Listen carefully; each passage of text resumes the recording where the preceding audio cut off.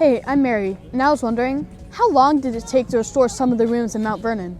Well, that depends on several things. It depends on the room, how complicated it is, how big it is, and it also, from the architectural side, depends on what condition it is, because part of what we're going to do is take care of the architecture and make sure that it's in good shape.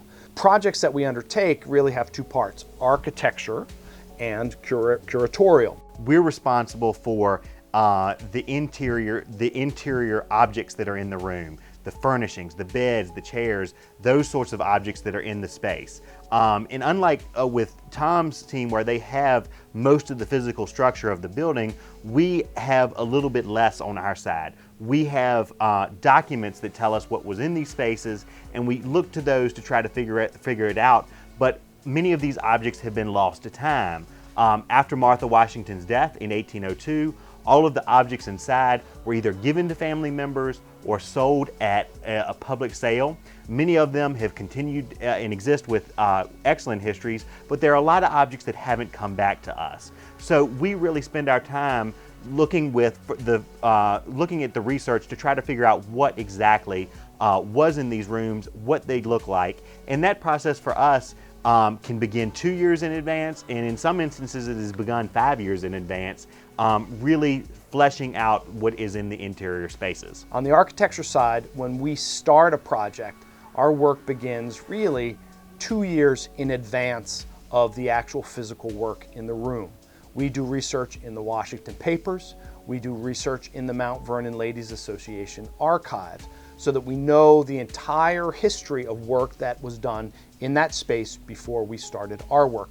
That helps us sort of line everything up and understand the alterations of that room over time. We also conduct an assessment of the architectural elements in the space to learn not only what we can about their physical condition, if there's any deterioration or not, but also we do paint analysis and other analyses in order to understand what evidence the physical fabric of the room itself offers us to inform our work. And our teams work very closely together. We create a document called a research design, and that identifies all the record groups that we're going to look at. It also sets up questions that we want to have answered about a space, maybe how it was altered over time, or specifically what it looked like in 1799, the year that we're interpreting. So we come up with questions on the architectural side, the curators come up with questions on their side as well. So we look at it, we start with, on the curatorial side, with one primary document, and that is George Washington's probate inventory.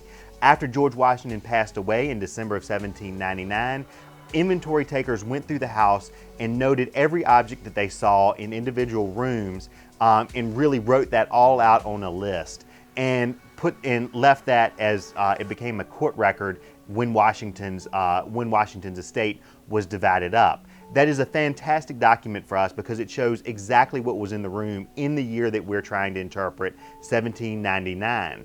But it's not really detailed. It'll say the name of the person in a portrait. It'll say that there are mahogany chairs, but what do the mahogany chairs look like?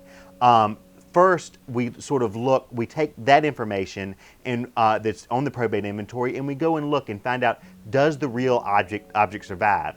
If it does, and we own it, we will eventually put it back into the space if it is sufficiently stable. If it doesn't, or it belongs to another institution, we have a high-quality reproduction made of the object to put it back into the space and to repopulate the space. And we work that way through the individual objects. Now, one particular instance of this is with the restoration we just did of the front parlor. Several years ago, a document showed up at auction that explained exactly what the seating furniture was in the room, but it was a sheet of paper that had a list of all of what the objects were and basically had descriptions of them. Because we didn't have the original objects, we looked to period objects that survived that were virtually identical to the ones listed on that sheet of paper, and we made compromises and alterations to make these objects look close to what they did in George Washington's lifetime, and we worked with craftsmen to reproduce these particular objects. That's how we worked through one particular space.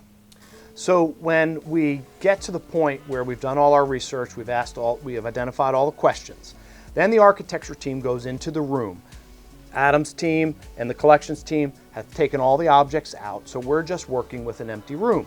So we go ahead and do any conservation work and restoration work that the space might need. Now, conservation work is really sort of treating the fabric of the room for any condition issues, like maybe when we just did the front parlor with Adam's team, the boards of the paneling had started to come apart, there were cracks, and we had to sort of reestablish that. Restoration work involves looking at, say, paint history, or to see if we have any documentary or surviving physical evidence that there might be wallpaper in a space, and it's the repainting and taking the wallpaper that the curators identify and have reproduced and hanging that in a space. That's sort of our restoration work. So once we get all of that done, and that again can take a year, as it took over a year with the front parlor because the work was so complex. It took over a year with the new room because that was such a big space. But when we did the blue bedroom, which was a pretty small space, we were able to do that work in less than 6 months. So it depends how big and how complex the space is. That will determine how long the architecture team is at work. One other really important document to mention is we create, with all of the evidence we've put together, we create a furnishing plan. And the furnishing plan lists everything that we know about the space, how the space was used, who used the space, and brings all of that together in a single document to tell the entire history of the room. Sometimes we know with the Washingtons, because they were one of the most well-documented families of the 18th century, we know when a particular painting comes in a room and then it goes out of a room. And we're able to track those things, and we bring this all together into this document so that later when restoration work is done, conservation and restoration is done, people can look back to this document and trace our decisions very, very specifically. Now, Adam mentioned their furnishing plans. On the architecture side, we create what's known as a historic structures report. And that's a big study of the entire house, and we do it room by room as we complete these restorations. And it records not only the condition and the documentation that we did at the beginning of the project, it records step by step everything that we did to the room during our restoration, so that in the future, the next people in 30 or 40 years who are going to do a restoration are able to know exactly what we did and why we did it. One other thing to point out is why we part of why we do these restorations is that there are no really pristine watercolor. There was no photography during George and Martha Washington's lives. There are no pristine watercolors of interiors at Mount Vernon.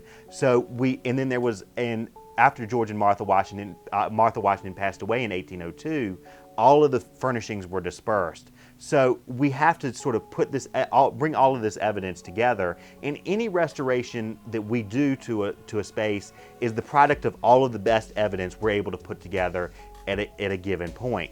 The restoration work that happened on the front parlor, that couldn't have happened without the document that showed up in September of 2013. So we're always finding new things, and those new things lead to interesting changes, interesting discoveries, and it's really important that people come after us and continue to have that same interest and look at these objects in these spaces and think about them in the ways we are, but in new ways that we can't even imagine today.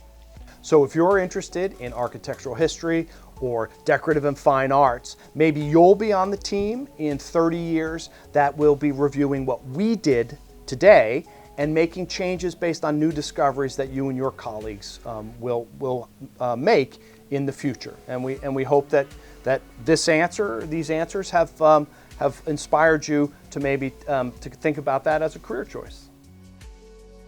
Click the subscribe button below and the bell icon to get notifications for new videos about George Washington and behind-the-scenes work at Mount Vernon.